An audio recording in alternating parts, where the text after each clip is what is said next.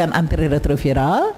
Oleh karena menurut penelitian 6 bulan pertama dalam hidup seorang bayi itu air susu ibu itu makanan yang paling ideal untuk dia. Oleh karena itu 6 bulan pertama dia diberikan air susu ibu eksklusif, jadi tidak pakai makanan tambahan. Setelah 6 bulan ASI stop dan diberikan makanan non ASI. Dalam hal demikian kita melihat bahwa penularan kepada bayi praktis nol. Dan itu sudah kita lihat di Indonesia, kalau nggak salah laporan terakhir sudah ada sekitar 200 bayi yang lahir dari ibu HIV positif yang mengikuti mengikuti program PMTCT atau pencegahan penularan ibu anak PPEA, dan alhamdulillah negatif. Jadi bayinya tidak tertular. Makasih. Selanjutnya Pak. Soal dana ya? Ya. Pendanaan.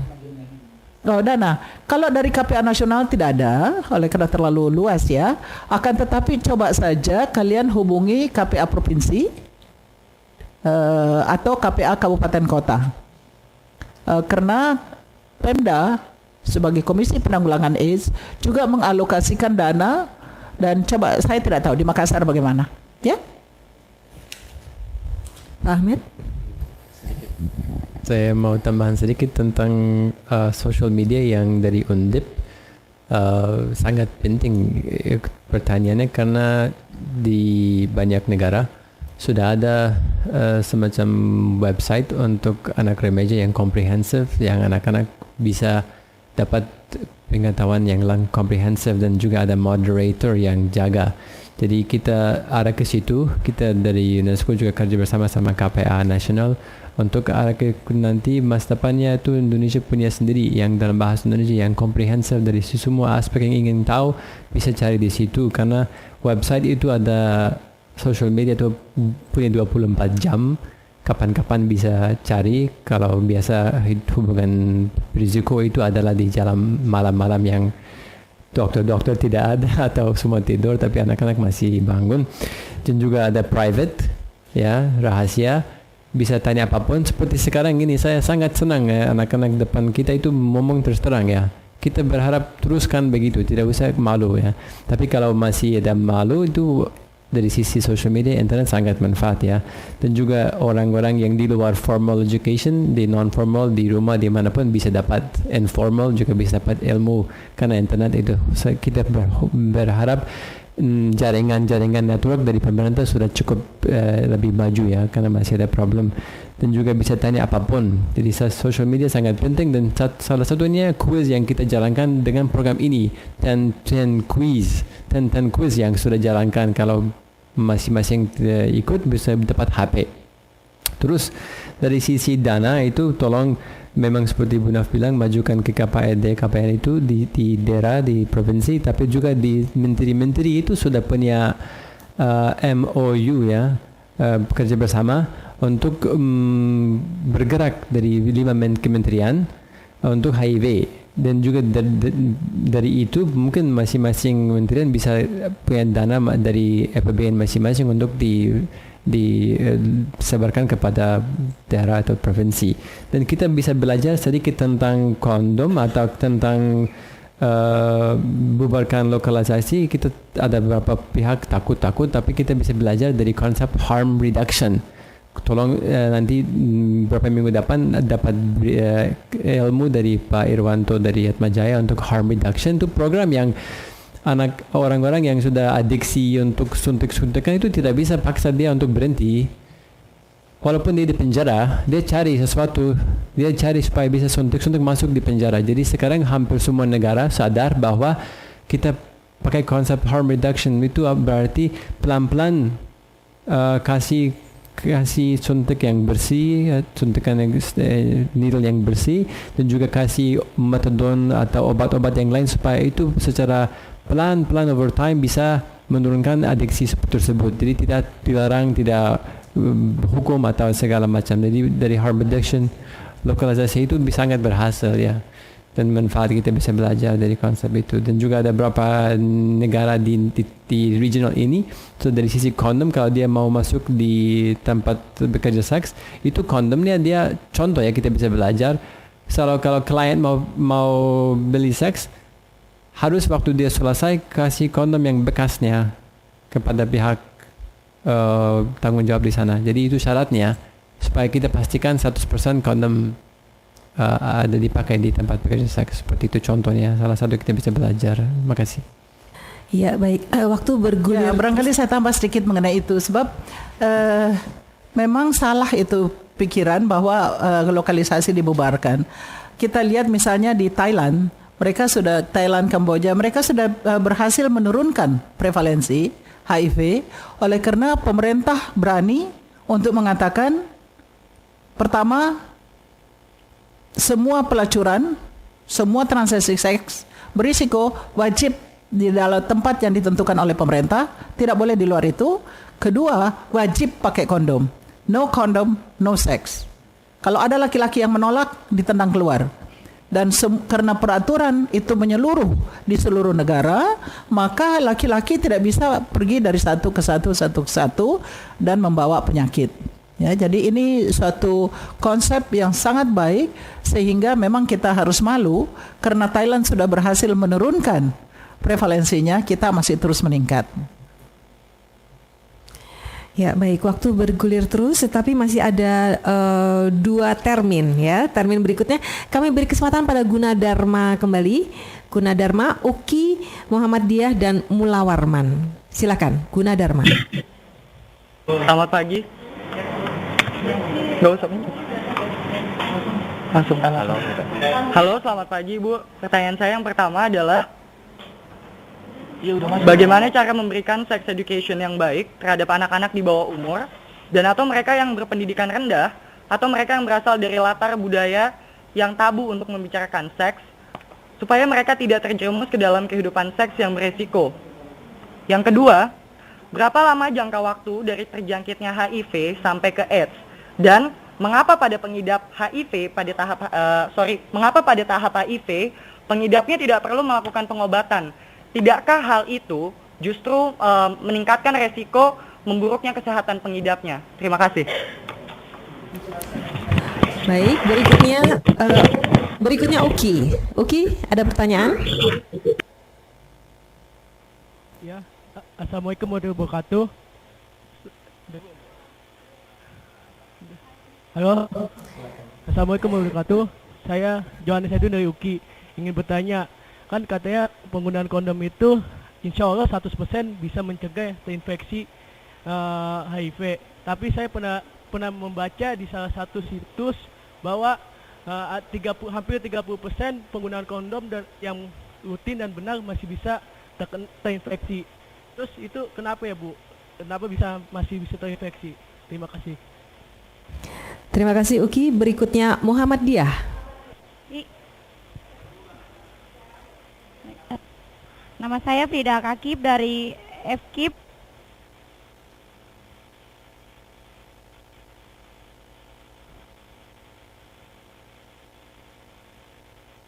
Silahkan. Terputus. Muhammadiyah.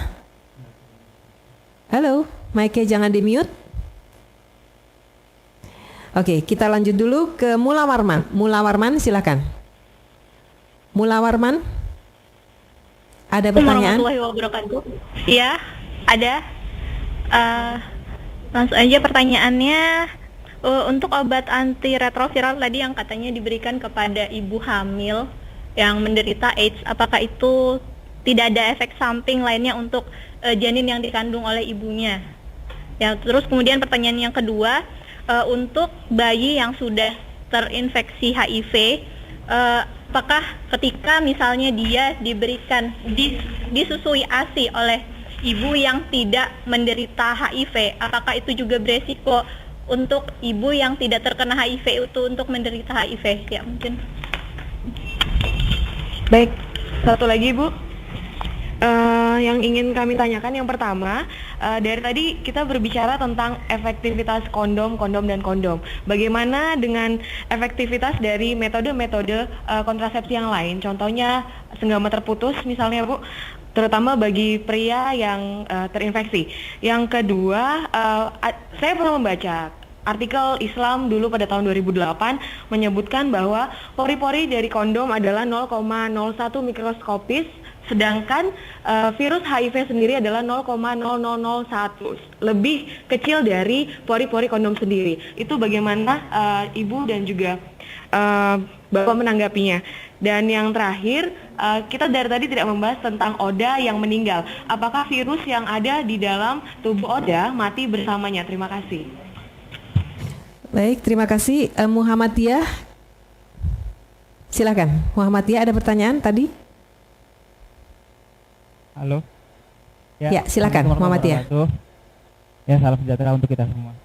Mungkin di sini jika kita melihat pada materi yang pertama disampaikan oleh Bapak Ahmad Afizal mengenai masalah dan mitos seputar HIV itu sendiri. Jika kita melihat kondisi keadaan dari HIV itu sendiri munculkan itu dimulai dari ras yang berkulit hitam.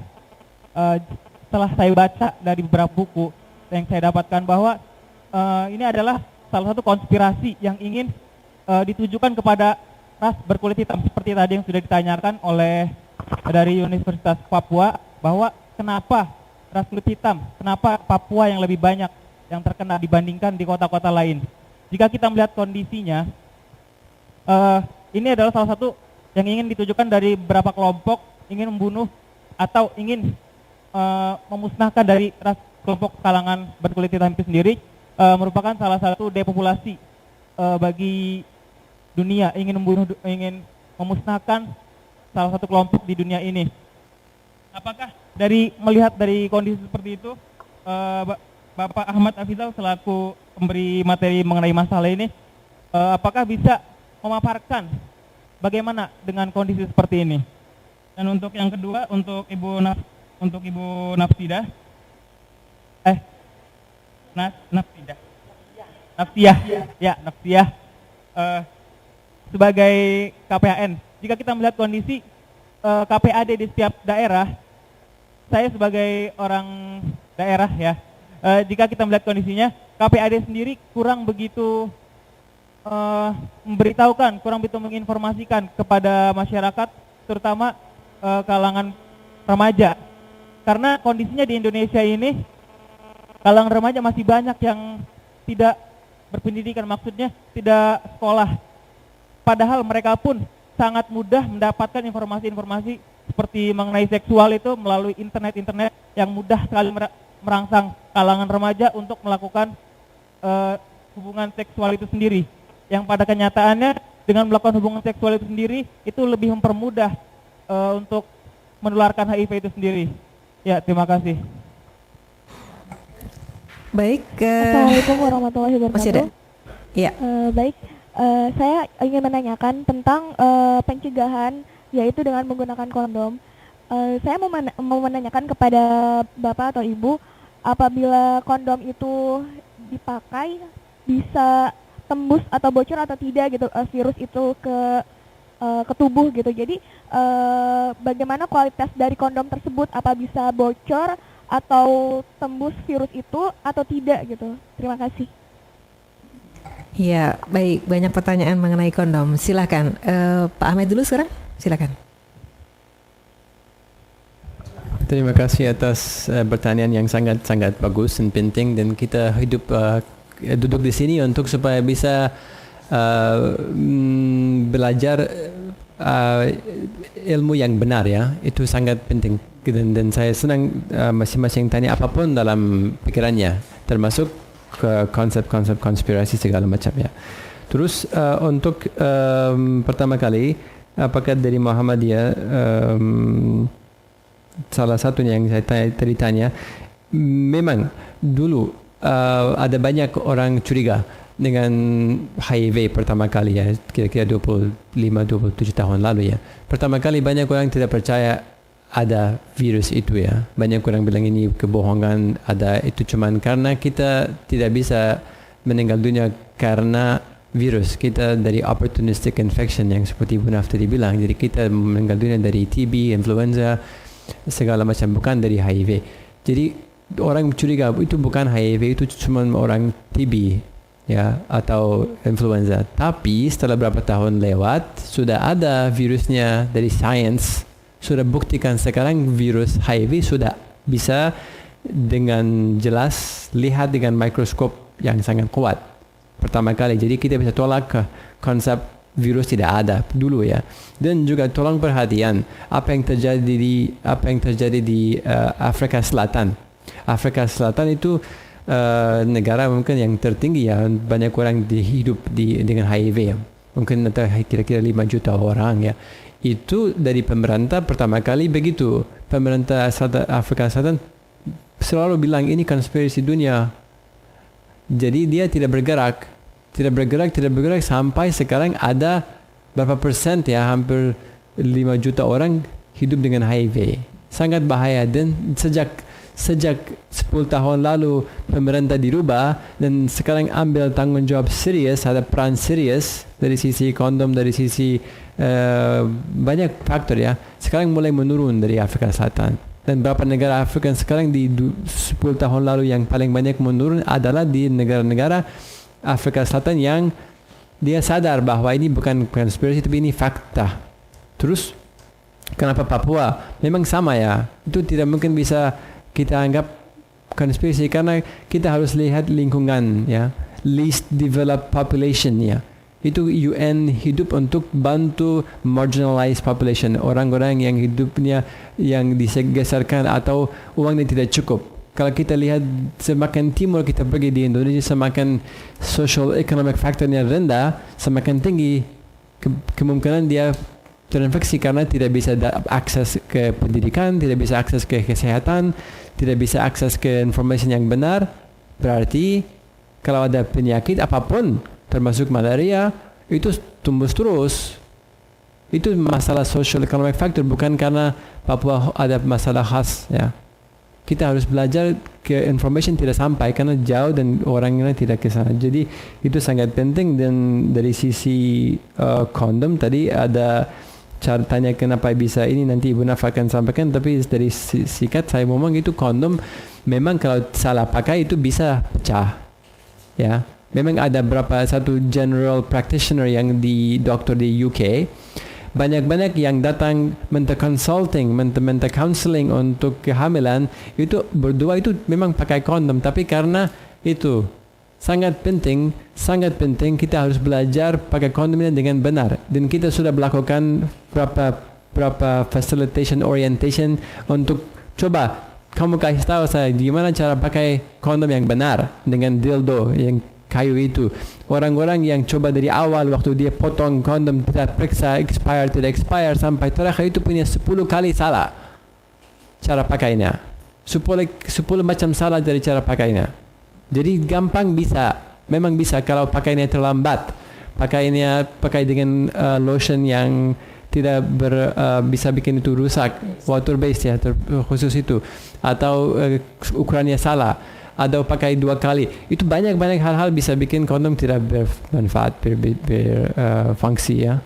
Dan juga di dunia ini ada, tolong penting ya, di dunia ini ada lebih dari 400 juta STI, sexual transmitted infection, yang bisa mencegah, yang bisa prevent kita. 400 juta di seluruh dunia itu semua bisa mencegah kalau pakai kondom. Tapi kalau tidak pakai kondom, semua negara-negara di dunia, khususnya negara yang masih developing atau belum develop, uangnya banyak keluar untuk treatment STI itu. Uangnya banyak, yang uang tidak punya uang itu, tapi paksa karena no choice, tidak pakai kondom, bisa mencegah, tapi kita tidak punya informasi yang benar. Makasih. Baik, saya dari UKI ya, pernah baca kondom 30%. Oh ya, itu sudah dijawab Pak Ahmed. Memang benar, tadi saya sudah sampaikan, kondom itu kan hanya alat ya. Jadi efektivitas kondom tergantung dari mutu kondom dan cara pakainya. Cara pakainya tepat, benar, dan konsisten. Kalau tidak, ya tidak akan memberikan perlindungan kan. Begitu juga yang ditanyakan oleh dari Mula Warman ya, saya nggak tahu namanya siapa. Efektivitas cara-cara yang lain tentu tergantung sama saja. Pertama, kalau abstinence, itu yang paling ini. Itu 100%. Tidak melakukan hubungan seks, tidak mempakaikan narkoba, jelas tidak akan ketularan. Oke? Kedua adalah setia pada pasangan. Jelas itu kalau dua-dua setia pada pasangan, risikonya kecil, hampir tidak ada. Dari mana virusnya masuk? Kalau apa tadi yang ditanya, katanya ada pori. Ya itu sih itu dulu mungkin ya. Kalau sekarang dengan latex, dengan poliuretan itu sudah terbukti tidak ada porinya. Kemudian itu kita lihat caranya membuat itu sehingga tidak mungkin bisa tembus oleh virus yang kecil. Jadi itu tidak perlu dipercaya. Mungkin orang-orang yang menyebarluaskan tentang pori, kondom berpori itu mengharapkan bahwa ya jangan perilaku berisiko lah. Tetapi kalau orang sudah berperilaku berisiko, tidak ada cara lain kecuali pakai kondom. Oke? Jadi ini yang penting sekali dimengerti, supaya jangan dipertentangkan lah. Agama jelas penting sekali. Tetapi kita tahu bahwa orang beragama pun bisa sekali-sekali dia jatuh. Bukan? Jadi inilah, jangan judgmental terhadap kondom, jangan menstigma kondom, tetapi semua orang harus memakai sesuai kondisinya sendiri, perilakunya sendiri. Oke? Nah, sekarang apakah pakai kondom bisa bocor? Ya tadi sudah dijelaskan dulu, bisa aja. Semua juga bisa. Tetapi masih lebih baik pakai kondom daripada tidak. Kalau melakukan hubungan seks berisiko. Ya, tadi saya sudah jelaskan penelitian antara suami istri di mana salah satunya sudah positif.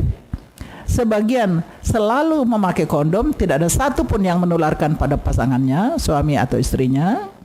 Sebagian sekali-sekali pakai kondom, ya penularannya lebih besar. Tetapi suami istri yang tidak pernah pakai kondom, ya penularan kepada suami atau istrinya tinggi sekali. Oke, kenapa Papua lebih banyak? Sebenarnya enggak juga ya. Kalau jumlahnya sih paling banyak Jakarta, Jawa Timur, Jawa Barat, itu paling banyak jumlahnya. Saya tadi jelaskan prevalensi paling tinggi oleh karena jumlah penduduknya sedikit.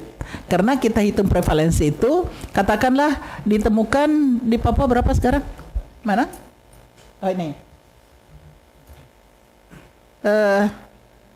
Ini datanya, mana nih?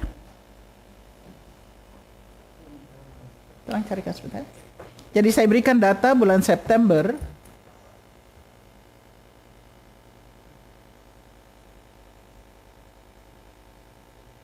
Ya, that's it. Ya. Kalau kita lihat di Jawa Timur itu lebih banyak, ada 4.318. Papua 4.000, DKI Jakarta juga sekitar 4.000, Jawa Barat juga 4.000. Jadi tidak benar lebih banyak di Papua. Kira-kira sama aja. Oke. Tetapi penduduk Papua orang dewasa hanya 1,5 juta. Penduduk Jawa Timur, penduduk dewasanya mungkin ada 20 juta kali, 30 juta. Ya beda kan ya warnanya. Oke. Kalau perilakunya saya sedih sekali memang kalau ada orang yang itu fitnah yang sangat keji ya, bahwa kita ada yang mau membunuh orang Papua. Nonsense. Apakah ada orang Papua yang dipaksa melakukan hubungan seks tanpa memakai kondom? Nggak ada. Ya, orang Papua yang melakukan hubungan seks berisiko dan dia menolak pakai kondom, itu tidak ada yang paksa. Kalau dia melakukan hubungan seks tidak hanya di Papua, tetapi dia ke Jakarta, ke Makassar, kemana? Kalau dia melakukan hubungan seks tanpa memakai kondom, itu seks berisiko, bisa ketularan. Masa dibilang kita yang mau bunuh? Sedangkan itu kan perilakunya sendiri. Apalagi tadi saya sudah jelaskan, memang laki-laki yang tidak disunat, risiko penularan memang lebih besar juga. Ya, tidak berarti bahwa semua laki-laki yang disunat boleh seenak ususnya, enggak. Tetapi semua itu, jadi kalau ada yang bilang genosida dan sebagainya, itu fitnah yang sangat keji oleh orang-orang yang hanya ingin mengambil keuntungan dari situasi ini. Karena tidak benar, tidak ada satu orang Papua yang dipaksa untuk melakukan hubungan seks berisiko, tidak ada. Saya belum pernah ketemu. Itu pilihan sendiri. Kemudian KPA di Jakarta ya, tidak memberi informasi. Allah sayangku, kalau di Jakarta sih nggak usah KPA, LSM semua kasih informasi, koran, radio, televisi, segala di mana-mana semua. Website ada banyak sekali di Jakarta. Yang bener aja, kenapa mesti KPA? Ya, ini kan tanggung jawab bersama. Kalian yang memberikan informasi juga oke. Tidak usah menunggu KPA, ya, kuno itu kalau tunggu semua dari KPA. Terima kasih. Ya, masih ada beberapa yang belum terjawab. Ada yang dari Gunadarma tentang sex education yang lengkap untuk umur rendah ya. Ini ada tambahan sedikit untuk yang sex education lengkap di contoh gimana kita bisa berikan sex education untuk SD. Itu kita bisa di SD bisa mulai untuk dikasih tahu tentang badan kita punya organ-organ seperti ini ya, organ-organ masing-masing dan harus jaga. Ada konsep di luar negeri itu namanya good touch, bad touch ya. Anak-anak SD contohnya dia tidak tahu orang dewasa yang dewasa yang mana, yang siapa harus percaya. Dia anggap semua orang dewasa itu seperti orang tua. Tapi dia harus belajar dari umur kecil supaya tidak dieksploitasi. Yang siapa yang boleh sentuh dia dan di mana boleh sentuh dia. Itu contoh sex education yang untuk SD. Dan tadi saya sudah bilang kalau SD, kalau sudah kelas 5, kelas 6, di beberapa tempat di Indonesia itu sudah anak itu mungkin besar keluar dari sekolah, tidak lanjut ke SMP. Jadi harus diberitahu tentang HIV seperti ini karena tidak bisa lagi dia belajar. Jadi ada ilmu yang minimum age standard ya, ada standar khusus untuk bisa sampaikan. Kita itu juga di website tadi saya di PowerPoint saya ada yang ITGSE. Makasih. Kelihatannya masih ada satu ya dari Mula Warman, minta maaf. Antiretroviral untuk ibu hamil, apakah ada side effect-nya? Antiretroviral itu ada macam-macam, ya, ada 9 macam atau 12 macam sekarang, dan dokternya tahu ARV yang mana yang boleh diberikan untuk ibu hamil, ya. Jadi itu dokter yang memeriksa tahu. Apakah mungkin bayi HIV positif menularkan kepada ibu yang HIV negatif? Ya gimana caranya? Nggak bisa lah ya. Seorang bayi tidak bisa positif kalau ibunya nggak positif. Ya, jadi itu virusnya ada, biasanya paling sering sekarang virus itu dari ayah menular ke ibu, ibu menular ke bayi. Nggak ada yang bayi ke ibunya, nggak mungkin. Oke. Selesai itu ya pertanyaannya. Ya, baik. Terima kasih. Termin terakhir, Unsri, USU, Udayana, dan terakhir UI. Silakan, Unsri, Sriwijaya.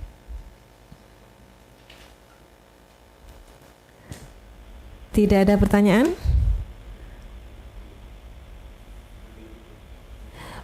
Unisa Sriwijaya. Oke, silakan. Ya.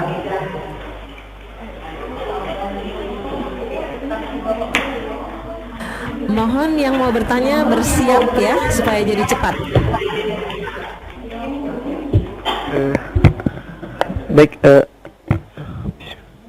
Assalamualaikum warahmatullahi wabarakatuh.